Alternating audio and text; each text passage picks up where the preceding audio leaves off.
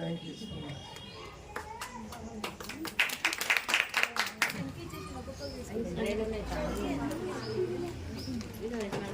మొదటి పాట పాడదామా? వస్తుందా మీకు మొదటి పాట? ఓరన్నా ఒకటన్నా కొత్త పాటలాగా అనిపిస్తుంది. కట్ చేయనా?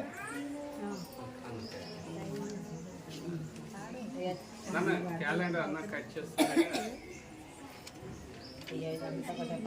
తండ్రి యొక్క కుమారుని యొక్క పరిశుద్ధాత్మ దేవుని యొక్క నామమైన యేసుక్రీస్తు నామంలో దేవుని మహిమార్థమై వాడబడును కాక.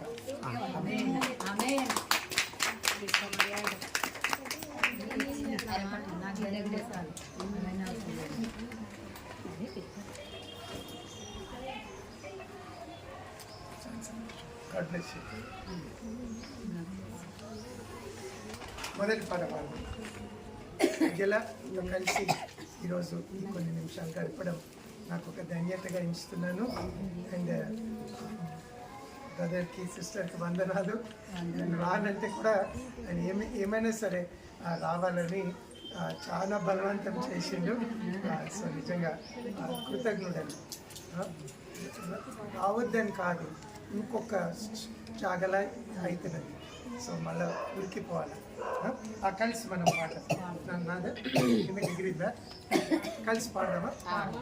ఓరన్నా ఓరన్నా యేసుకు సాటి వేరే లేరన్నా, లేరన్నా యేసే ఆ దైవం చూడన్నా, చూడన్నా యేసే ఆ దైవం చూడన్నా, చరిత్రలోనికి వచ్చాడన్నా, వచ్చాడన్నా పవిత్ర జీవం తెచ్చాడన్నా, తెచ్చాడన్నా చరిత్రలోనికి వచ్చాడన్నా, పవిత్ర జీవం తెచ్చాడన్నా, అద్వితీయుడు ఆది దేవుడు ఆదరించును ఆదుకొను, అద్వితీయుడు ఆది దేవుడు ఆదరించును ఆదుకొను.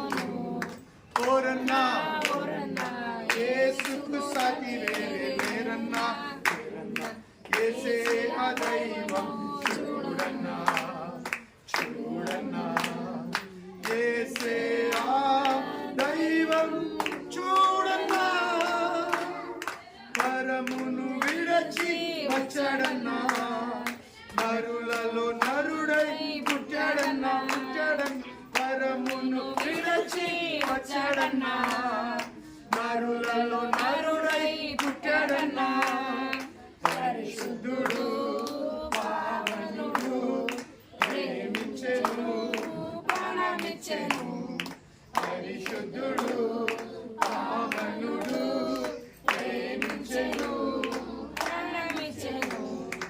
ఓరన్నా ఓరన్నా యేసుకు సాటి వేరే లేరన్నా, లేరన్నా యేసే ఆ దైవం చూడన్నా, చూడన్నా యేసే ఆ దైవం చూడన్నా, సిలువలో ప్రాణం పెట్టాడన్నా, మరణము గెలిచి తెచ్చాడన్నా, తెచ్చాడన్నా సిలువలో ప్రాణం పెట్టాడన్నా, పెట్టాడన్నా మరణము గెలిచి తెచ్చాడన్నా, మహిమ ప్రభు మృత్యుంజయుడు క్షమించును జయమిచ్చును, మహిమ ప్రభు మృత్యుంజయుడు క్షమించును జయమిచ్చును. ఓరన్నా ఓరన్నా యేసుకు సాటి వేరే లేరన్నా, లేరన్నా యేసే ఆ దైవం చూడన్నా, చూడన్నా యేసే ఆ దైవం చూడన్నా. చాలా చక్కగా పాడుతున్నారు. మీకు ఈ పాటలను వచ్చానమాట. ఇంకొక చిన్న చరణం పాడదాం. దాని తర్వాత దేవుని మాట కొన్ని నిమిషాలు విని ఇంకా దేవుణ్ణి స్తుతిస్తాం. ముక్తి దిలాయ వేసినాం వస్తుందా? మీరు నేర్చుకోవచ్చు. నా వెనకాల మీరు పాడచ్చు. హిందీ పాట, మూడవ పాట. శక్తి దిలాయ, ముక్తి ముక్తి గట్టిగా. ముక్తి దిలాయ, ముక్తి దిలాయే యేసు నామ్, శాంతి దిలాయే యేసు నామ్. ఈ సామాన్ అంతా చూసి మీరు తొందరపడకండి. ఇది ఎందుకు పెట్టుకుంటారంటే మా చర్చ్లో కొంతమంది ముసలోళ్ళు రాలేరు. సో ఎక్కడైనా వెళ్తేనని ఇది పెడతా. దీని ద్వారా వాళ్ళు చూడగలుగుతారు. మంచిదా? దేవుడు అందరినీ ప్రేమిస్తున్నాడు. అందరికీ ఆయన ప్రేమ అందాలని కోరుతున్నాడు. సో నిజంగా ముక్తి దిలాయే యేసునామ్. ఒక్కసారి చెప్తారు నాతో మాటలు. ముక్తి దిలాయే యేసునామ్, శాంతి దిలాయే యేసునామ్. ముక్తి దిలాయే యేసునామ్, శాంతి దిలాయే యేసునామ్. ఓకే, ఒక చరణం. యేసు దయా కా బహతా సాగర్, यीशु दया का बहता सागर, యేసు है दाता महान. यीशु है दाता महान. యేసు దయా కా బహతా సాగర్, यीशु दया का बहता सागर, యేసు है दाता महान. यीशु है दाता महान. ఓకే, కలిసి పాడమంటారా?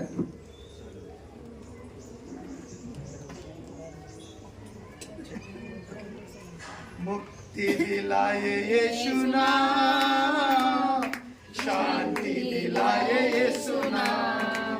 बोलो, मुक्ति दिलाए यीशु नाम, शांति दिलाए यीशु नाम. यीशु दया का बहता सागर, यीशु दया का बहता सागर, यीशु है दाता महान, यीशु है दाता महान. मुक्ति दिलाए यीशु नाम, शांति दिलाए यीशु नाम. చాలా ఇట్టే కదా, పర్లేదా? పడగలుగుతారా? పాడగలుగుతాం. चरणी में तूने जन्म लिया यीशु, चरणी में तूने जन्म लिया यीशु. क्रूस पर किया विसाम, सूली पर किया विसाम. मुक्ति दिलाए यीशु नाम, शांति दिलाए यीशु नाम. बोलो, मुक्ति दिलाए यीशु नाम, शांति दिलाए यीशु नाम. हम सबके पापों को मिटाने, हम सबके पापों को मिटाने यीशु हुआ बलिदान, यीशु हुआ बलिदान. मुक्ति दिलाए यीशु नाम, शांति दिलाए यीशु नाम.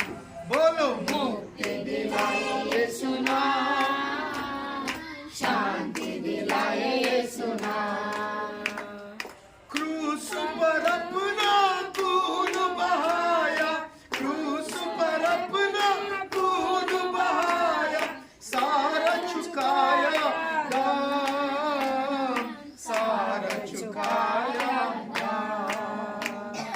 मुक्ति दिलाए यीशु नाम, शांति दिलाए यीशु नाम. बोलो, मुक्ति दिलाए यीशु नाम, शांति दिलाए यीशु नाम. हम पर भी यीशु कृपा करना, हम पर भी यीशु कृपा करना. हम है तेरी संतान, हम है तेरी संतान. मुक्ति दिलाए यीशु नाम, शांति दिलाए यीशु नाम. बोलो, मुक्ति दिलाए यीशु नाम, शांति दिलाए यीशु नाम. నిజంగా యేసు ప్రభు మనకి ఈ జీవితంలో శాంతి సమాధానం ఇస్తారు. అండ్ ఈ జీవితం తర్వాత ఆయన రాజ్యంలో ఆయన ముక్తిని మనకు దయచేస్తారు. దేవునికి స్తోత్రం. ఈరోజు కొన్ని నిమిషాలు నేను దేవుని మాటలు చెప్తాను. సరేనంటారా? బైబిల్ నుండి అక్కడ చదువుతారా? లూకా సువార్త 2వ అధ్యాయం 8 నుండి 14 వరకు. ఆ దేశంలో కొందరు గొర్రెల కాపరులు పొలములో ఉండి రాత్రివేళ తమ మందను కాచుకుంటుండగా ప్రభువు దూత వారి యొద్దకు వచ్చి నిలిచెను. ప్రభువు మహిమ వారి చుట్టూ ప్రకాశించినందున వారు మిక్కిలి భయపడి, అయితే ఆ దూత భయపడకుడి, ఇదిగో ప్రజలందరికీ కలగబోవు మహా సంతోషకరమైన వర్తమానము నేను మీకు తెలియజేయుచున్నాను. దావీదు పట్టణమందు నేడు రక్షకుడు మీ కొరకు పుట్టి ఉన్నాడు. ఈయన ప్రభువైన క్రీస్తు. దానికి ఇదే మీ కానవాలు. ఒక శిశువు కొత్తి గుడ్డలతో చుట్టబడి యొక్క తొట్టిలో పండుకొని ఉండుట మీరు చూచెదరని వారితో చెప్పెను. వెంటనే పరలోక సైన్య సమూహము ఆ దూతతో కూడా నుండి సర్వోన్నతమైన స్థలములలో దేవునికి మహిమయు ఆయనకిష్టులైన మనుషులకు భూమి మీద సమాధానము కలుగును గాకని దేవునికి స్తోత్రం చేయుచుండెను. ఆమేన్. చేసుకుని కొన్ని నిమిషాలు దేవుని మాటల్ని ఈరోజు ధ్యానించుకున్నాం. పరలోకమందున్న మా తండ్రి, ఈ రోజునైనా ఈ ప్రియులందరితో కలిసి నీకు స్తోత్రం చెల్లిస్తున్నాం. మా సృష్టికర్తవనైనా ఆకాశము, భూమి, సముద్రము, జలరాశులను సృష్టించారు. మమ్మల్ని మీరు చేశారు. మేము పాపం చేసిన మా కొరకు మీరు ఈ లోకానికి వచ్చి సిల్వలో మా శిక్షను మోసారు.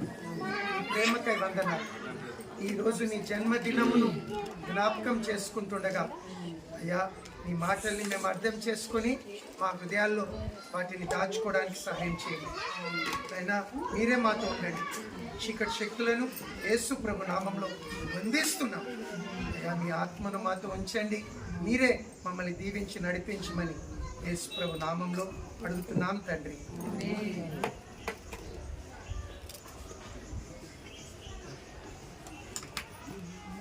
ఈరోజు ప్రపంచమంతా క్రిస్మస్ పండగని జరుపుకుంటారు. అండ్ క్రిస్మస్ పండగ యేసు ప్రభు పుట్టినరోజుని మనం జరుపుకుంటున్నాం.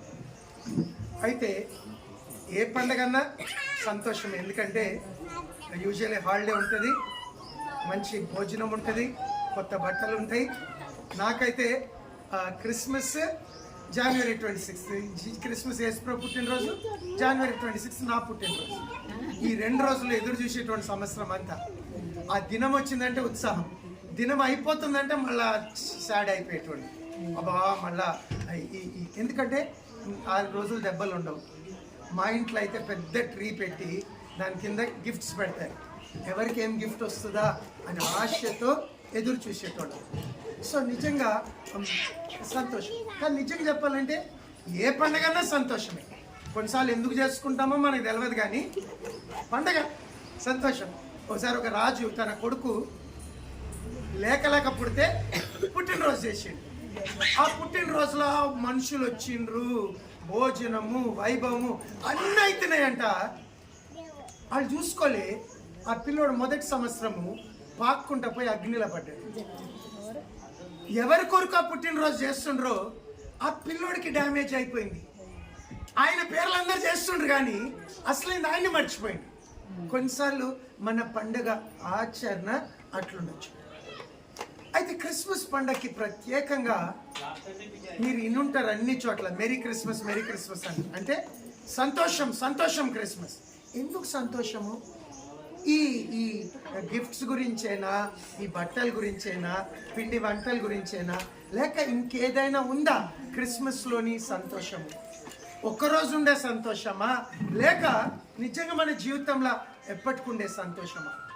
ఇక్కడ మనం చదువుతాం ఏంటంటే యేసు పుట్టినప్పుడు ఎన్నో సంఘటనలు అయినాయి. దాంట్లో ఒక సంఘటన ఈరోజు చదివినాం. యేసు ప్రభు ఆయన చరిత్రలో ఆయన పుట్టుక ఒక విశిష్టమైనది. ఇప్పుడు ఎన్నో సంవత్సరం ఇది 2024. కానీ నిజంగా ఎట్లా లెక్కేస్తారు? క్రీస్తు శకము 2024 అంటారు. ఎందుకంటే ఆయన చరిత్రను విడదీసి చరిత్రలో ముద్రించారు.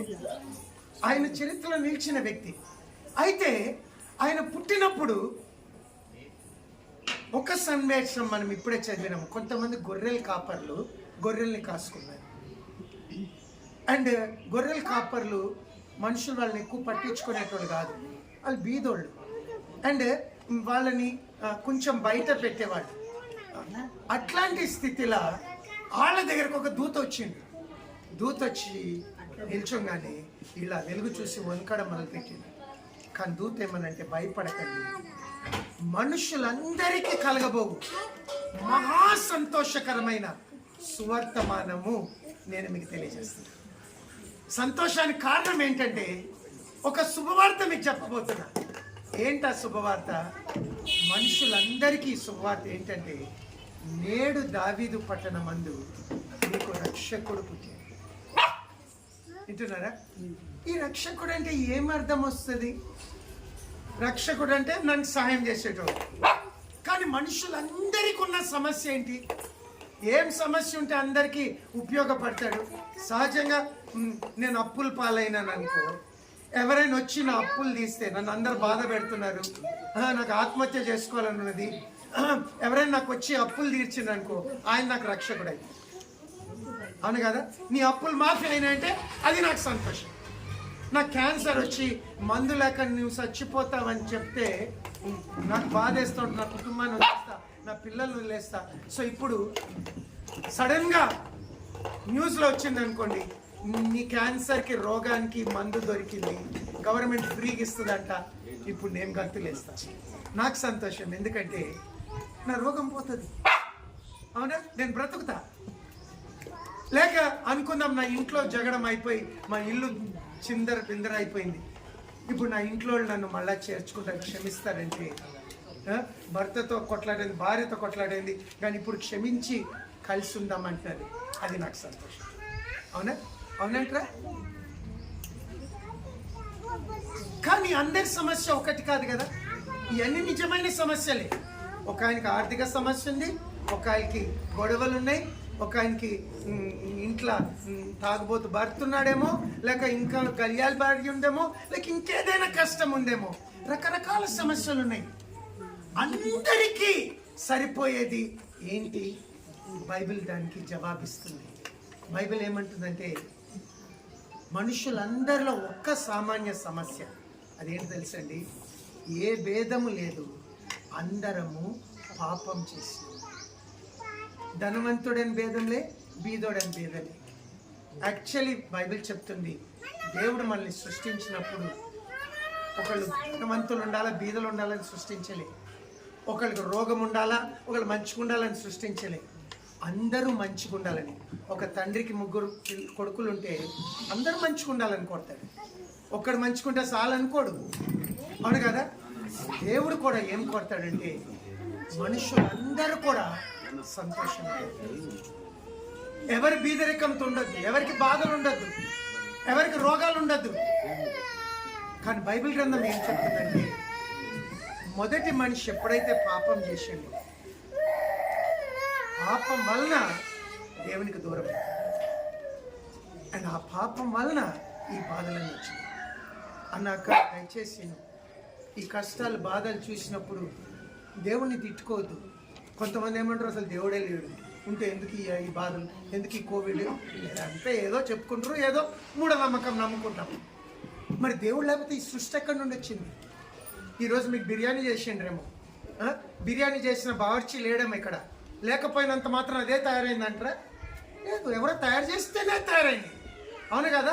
అది కూడా కరెక్ట్గా వేయాలా, నీళ్ళు కరెక్ట్గా వేయాలా, ఉప్పు కరెక్ట్గా వేయాలా. ఏది పడితే అది పడేస్తే బిర్యానీ తయారు కాదు. అవునా? అవునంటారా కాదంట? మరి సృష్టిని ఇంత చక్కగా ఉందంటే దీన్ని చేసిన వ్యక్తే సృష్టికర్త. దేవుడు ఎవరు? సృష్టికర్త. కొంతమంది సూర్యుడిని అంటారు, చంద్రుడు అంటారు, అవన్నీ దేవుని సృష్టి. అవన్నీ గొప్ప పని చేస్తాయి, సృష్టి. అవి దేవుడు కాదు. దేవుడు అనగా మనందరినీ సృష్టించిన. హల్లెలూయా. ఇంకో కోణంలో ఏమనుకుంటారంటే, దేవుడు ఈ బాధలన్నీ పెడుతున్నాడు, మనుషుల జీవితాలతో ఆడుకుంటున్నాడు. లేదు కదా, బైబిల్ చెప్తుంది, సృష్టిని చేసిన దేవుడు ప్రేమస్వరూపుడు, ఆయన పరిశుద్ధుడు, ఆయన ఎటువంటి లోపం లేదు. మనం చెడ్డోళ్ళం కానీ మన పిల్లల దగ్గరకు వచ్చినప్పుడు ఎంత మంచిగా ఉంటాము. మా ఆకలి వేసింది అనుకోండి, మనం తినకున్న వాళ్ళకి పెడతాం, అవునా? మరి సృష్టికర్త ఎంత మంచివాడు, ఆయన చేసిందంతా ఎంత మంచిది, ఆయన మనల్ని ప్రేమిస్తున్నాడు. మరి ఎక్కడ సమస్య? మనం పాపం చేసి ఆయనకి దూరమైన. పిల్లోడిని స్కూల్కి వెళ్ళి మంచిగా చదువుకోరానంటే వాడు స్కూల్కి వెళ్ళకుండా దోస్తులతో ముంబై పారిపోయింది అనుకోండి, వాడు కష్టాలు పాలైతే.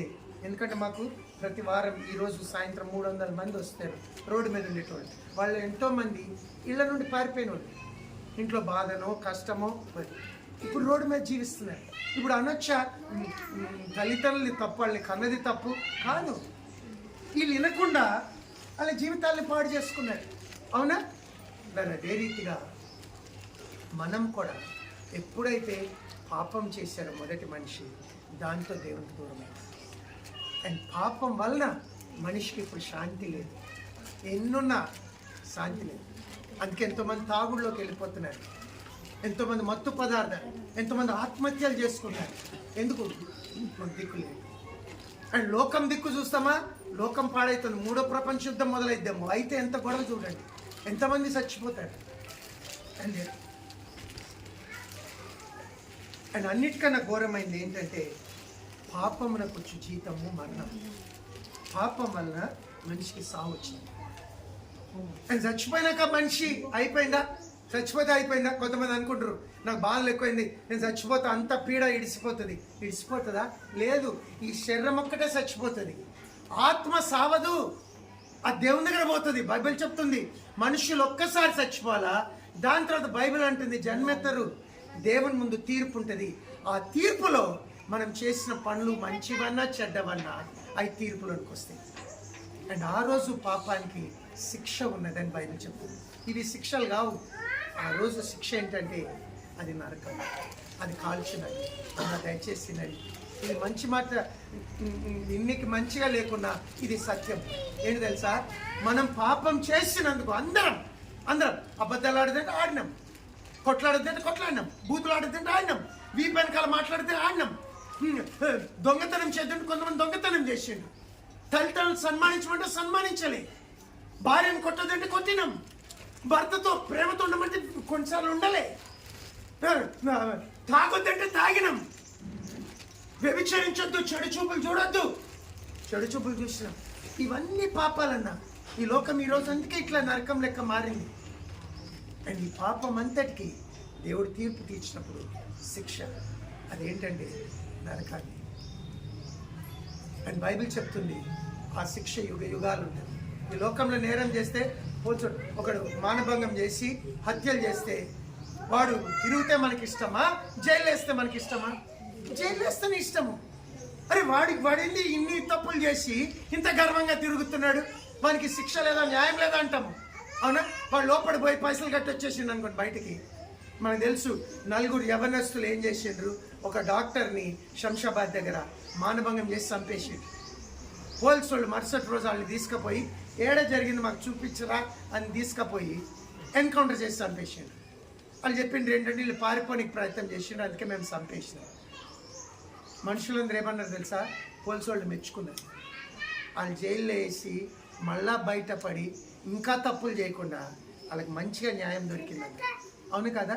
ఎందుకంటే మనకు న్యాయం అంటే ఏంటో తెలుసు. మన కుటుంబానికి అన్యాయం అయితే మనం కోరుకుంటాం, అరే ఎవరైనా నా పక్షాన్ని నిల్చోవాలి, అవునా కదా? అవునక్క అక్క దయచేసి నన్ను అన్న వినండి. బైబిల్ చెప్తుంది దేవునికి వ్యతిరేకంగా చేసే తప్పులకి మరి దేవుడు శిక్ష చేస్తే మరి ఎందుకు మనం నమ్మము? ఉంది శిక్ష. ఆ పాపానికి శిక్ష కాల్చున్నది.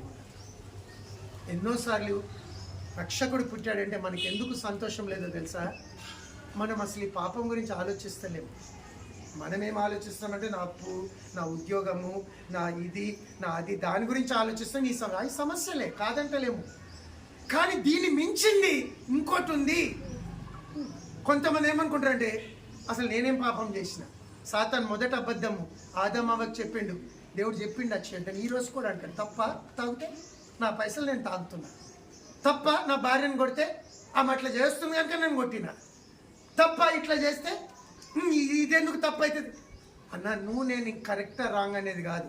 నువ్వు రోడ్డు మీద వెళ్తున్నప్పుడు నాకు హెల్మెట్ వేసుకోవడం ఇష్టంలా, రెడ్ లైట్లో నేను పోతా, నువ్వు కాదు డిసైడ్ చేసేది, గవర్నమెంట్ పెట్టింది రూల్స్, అవును కదా?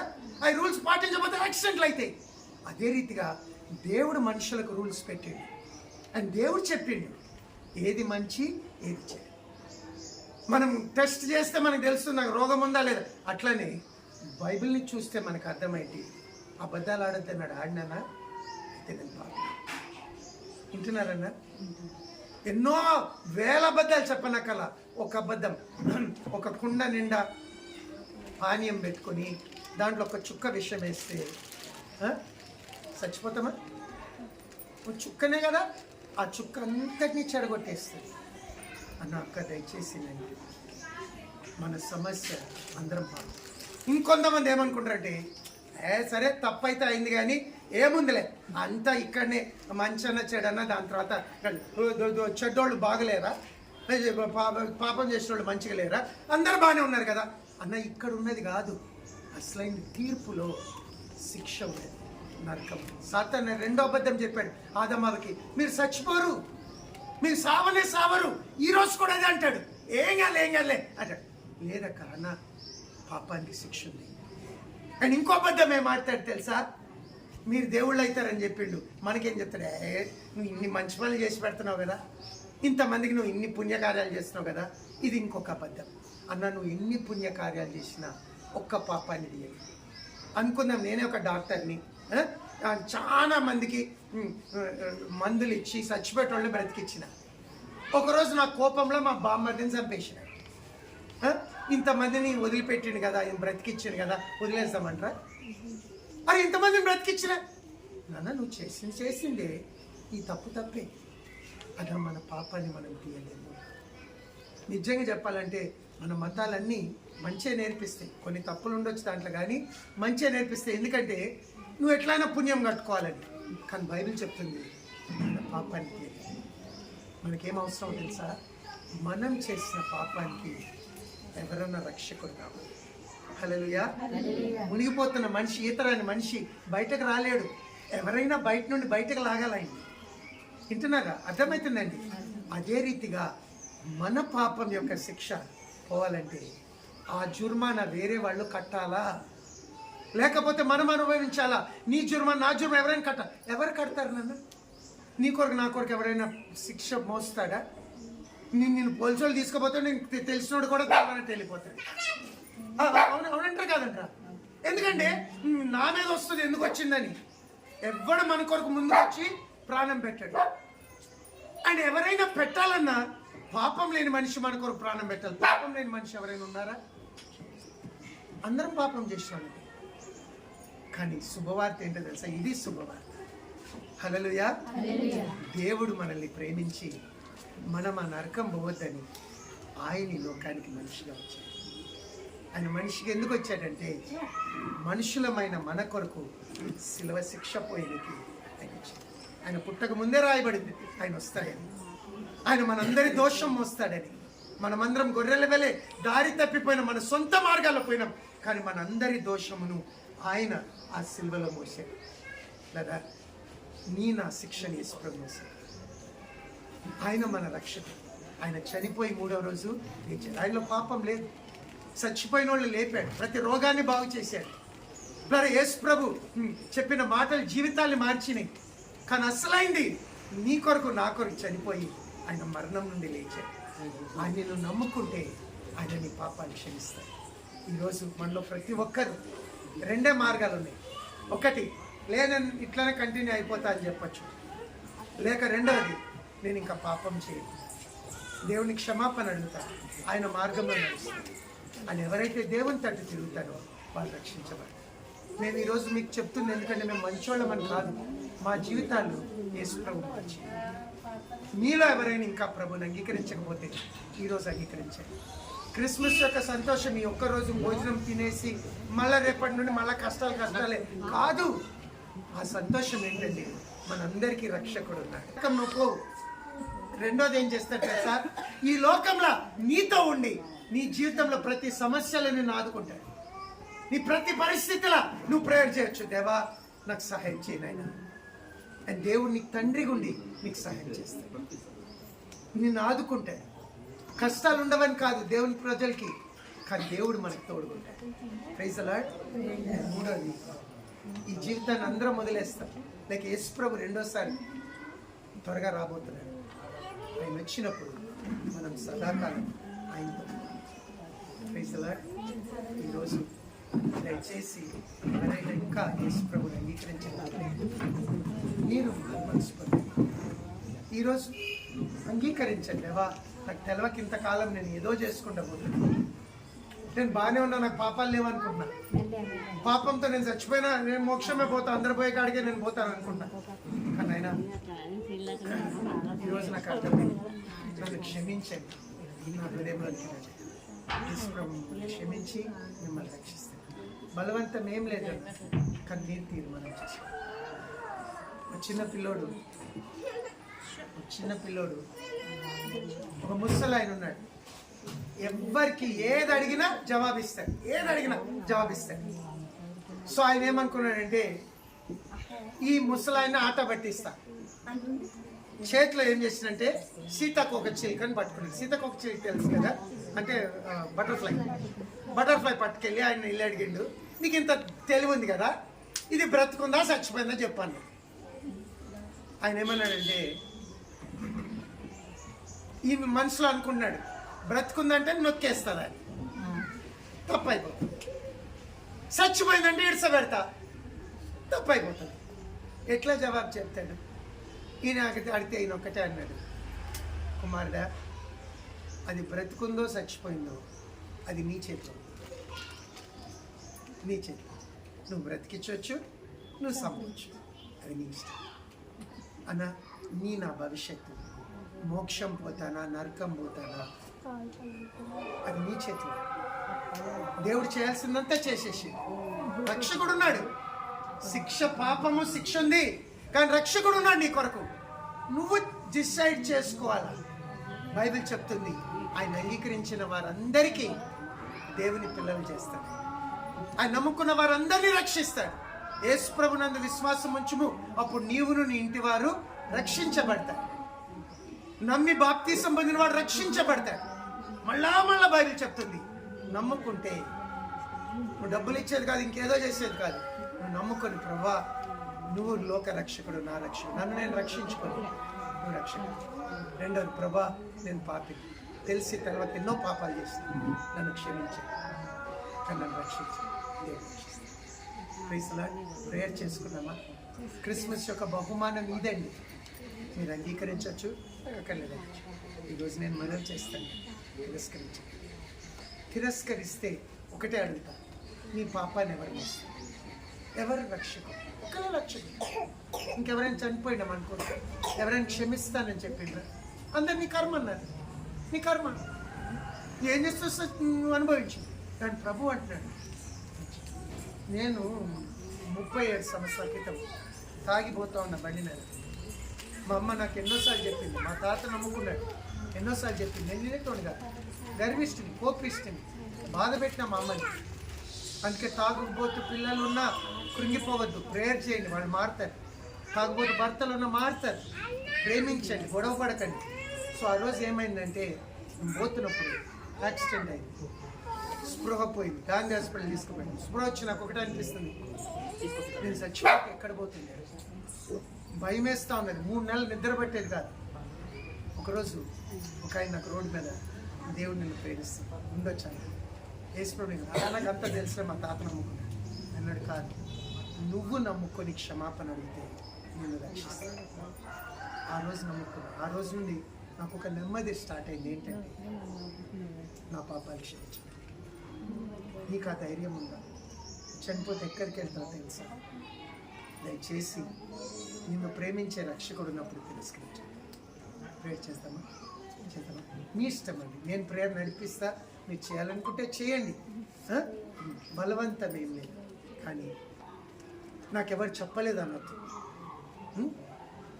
అన్న మీకు చెప్తా ఉన్నాడు, నేను చెప్తున్నాను, ఇంకెంతోమంది చెప్తున్నారు. మా జీవితాలు మారినాయి, అంతా చెప్తున్నారు. కొంతమంది పిచ్చోళ్ళండి, కొంతమంది నమ్ముకున్న వారి జీవితాలు మారి.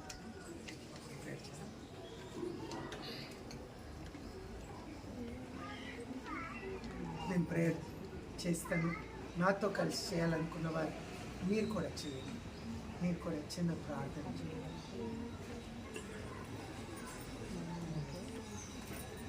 యేసు ప్రభువా, నేను పాపిని దేవా, తెలిసి తెలవక ఎన్నో తప్పులు చేసినాను అయ్యా. నా పాపానికి శిక్ష ఉందని, తీర్పు ఉన్నదని అయ్యా నేను తెలుసుకుంటున్నాను. నన్ను నేను రక్షించుకోలేదు. వందనాలయ్యా. మా కొరకు, మనుషులందరి కొరకు మీరు ఈ లోకానికి వచ్చి మా శిక్షను నువ్వు మోసినావు. యేసయ్యా నీకు వందనం. సమాధి చేయబడి లేచినావు. నేను చేసిన పాపాలన్నీ క్షమించండి.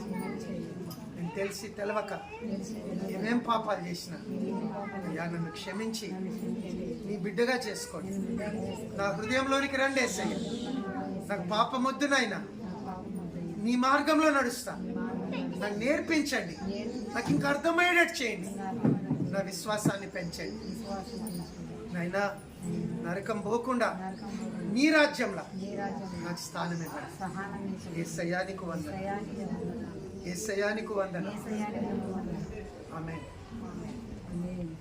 ప్రేమ గల తండ్రి, ఈరోజు నైనా ఇక్కడ వచ్చిన ఒక్కొక్కరి కొరకు వందనాలు నైనా. మళ్ళొక్కసారి నేను చెప్పినా ఎవరు చెప్పినా మేము ఒక్కటే చెప్పగలం, మీరు మమ్మల్ని రక్షించడానికి వచ్చిండ్రండి అయ్యా. నీ ప్రేమకై వందనాలు, నీ శిల్వ మరణంకై వందనాలు. ఈరోజు మిమ్మల్ని అడుగుతున్నాం, మేము తెలిసి తెలవక చేసిన పాపాల్ని నువ్వు క్షమించి రక్షిస్తున్నాం. మాలో అందరూ ఆ మోక్షరాజ్యం పోవాలి అయ్యా. నీ దయ పొందాలి అయ్యా. ఇంకెవరైనా నమ్ముకోకపోతే అర్థమయ్యేటట్టు చేయండి. నమ్ముకున్న వారందరూ నీ బిడ్డలుగా బ్రతుకుతూ నీ దీవెనను వారికి దయచేయండి. ఈరోజే కాదు, ముందున్న దినాలు, సంవత్సరాలు నీ దయతో వారిని కాపాడి నడిపించండి. సంకటాలు కుదర్చండి, మహిమ పొందండి. నీ రక్షణ మార్గంలో నడిపించండి అయ్యా. ఈ మీటింగ్ పెట్టుకోవడానికి సహాయం చేసినందుకు వందనాలు. నీ దాసుని కొరకు, దాసురాల కొరకు వందనాలు అయ్యా. సహకరిస్తున్న కుటుంబాలన్నిటి కొరకు వందనాలు. పేరు పేరున దీవించండి. యేసు ప్రభు నామంలో కృతజ్ఞతలతో ప్రార్థించి వేడుకుంటున్నాం తండ్రి. చెప్పండి.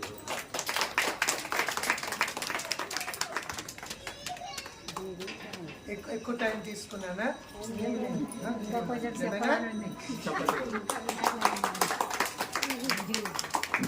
అన్న వచ్చినందుకు చాలా సంతోషము. యాక్చువల్లీ నన్ను ఛాన్సాలు అడుగుతారు, మీ ఇంటి మీద స్టార్ పెట్టారు అని అంటే, ఇప్పుడు ఒక ముస్లిం అన్న మా ఇంటి పక్కన స్టార్ పెట్టారు మీరు అంటే, నేను యేసు ప్రభుని ఎప్పుడైనా తెలుసు అప్పటి మా పండుగ హల్లెలూయా. అదే నేను బయటకు వచ్చినాక ఓల్డ్ సిటీకి క్రిస్మస్ అంటే, గుడ్ ఫ్రైడే అంటే ఇవన్నీ తెలియదు నాకు. నిజంగా చాలా సార్లు ఇప్పటికి కూడా బెంజమిన్ అని చేయడమని అనుకుంటూ ఉంటారు. కానీ ఒక మూల ఉద్దేశం ఏంటంటే, 3 సంవత్సరాలు నేను పెట్టలేను, కానీ సువార్తకు ఇది ఒక అవకాశం అన్నట్ల మనకు అధికారులు సహకరిస్తున్నారు బయట పెట్టుకోనికి. అది ఒక అవకాశము. కార్పొరేటర్ ఎంతో సంతోషంతో, వార్డ్ నెంబర్ సతీష్ అన్న ఎంతో సంతోషము. నిజంగా ఇది దేవుని కృప. ఇట్లా పెట్టుకొని దేవుని ఆరాధించడానికే కొంతమంది అన్ని వచ్చినాం. కొంచెం వర్షం పడ్డది, డిస్టర్బ్ అయింది. అయినప్పటికీ కూడా దేవునికి వందనాలు. ముఖ్యంగా ఆత్మీయ తండ్రి అన్నయ్య వచ్చినందుకు కూడా నాకు ఎంతో సంతోషము. నిజంగా అన్న పైన church very good, very good. అన్న ఇంటి అన్న లేడు, బాబు పాప పింకి మ్యారేజ్ అయిపోయింది. వికీ బాబు అన్న ప్రేర్ చేసి ఆశీర్వాదిస్తాం. తర్వాత భోజనం ఓకేనా. ఎవరన్నా వస్తే తర్వాత వాళ్ళు లేదు. ఇంకా మన అయితే సంఘస్థులు అయితే అందరూ వచ్చారు. ఇంకా సంఘ బంధువులు మీరు తీసుకుని వచ్చారు. అందులో సంతోషం. అన్న ప్రేర్ చేసి పరలోకమందున్న మా తండ్రి, పరిశుద్ధుడైన దేవా, భూమి ఆకాశం సృష్టించిన సర్వాధికారివి అయినా మమ్మల్ని సృష్టించారు. మేము పాపం చేస్తే మా కొరకు మీరు ఈ లోకానికి వచ్చి సిల్వలో మా శిక్షను మోసి మీరు మాకు రక్షకుడిగా నేను ఉన్నందుకు వందనాలు. మాకు ఇచ్చిన రక్షణకై వందనాలు. ఈరోజు మా కోరికనైనా మేమే కాదు, మా ప్రియులందరూ, మా ప్రాంతస్తులందరూ, ఇరుగు పొరుగు వారు, వారందరూ కూడా నీ ప్రేమను తెలుసుకునేటట్టు సహాయం చేయండి నైనా. ఈరోజు ఈ కూడిక కొరకు వందనాలు నైనా. మీరే తోడుగుండి ఆశీర్వదించారు. ఎవరికి ఏం సంకటాలు ఉన్నాయో మీరే కుదిర్చండి నాయనా. నీ రక్షణలో కొనసాగించండి. ఈరోజు ఎవరు నమ్ముకుంటున్నారో వాళ్ళ జీవితాల్లో కార్యం చేయండి. అందరినీ దీవించండి నాయనా. నీకు వందనాలు, సమస్త ఘనత నీకు. నువ్వు మా రక్షకుడు, నువ్వు లోక రక్షకుడు. యేసయ్యా నీకు వందనాలు, వందనాలు. నీ ప్రేమకై వందనాలు. సమస్త మహిమ ఘనత నీకు ఆరోపిస్తూ, ఘనత నీకు ఆరోపిస్తూ కృతజ్ఞత స్తుతులతో యేసుక్రీస్తు ప్రభు నామంలో ప్రార్థించి వేడుకుంటున్నాం తండ్రి. మన తండ్రి అయిన దేవుని ప్రేమ, మన ప్రభు అయిన యేసుక్రీస్తు కృప, పరిశుద్ధాత్మ దేవుని యొక్క అన్యోన్య సావాసము మనకు దేవుని ప్రజలందరికీ ఇప్పుడు సదాకాలము తోడై ఉండును గాక. ఆమేన్. హల్లెలూయా. హల్లెలూయా. హల్లెలూయా.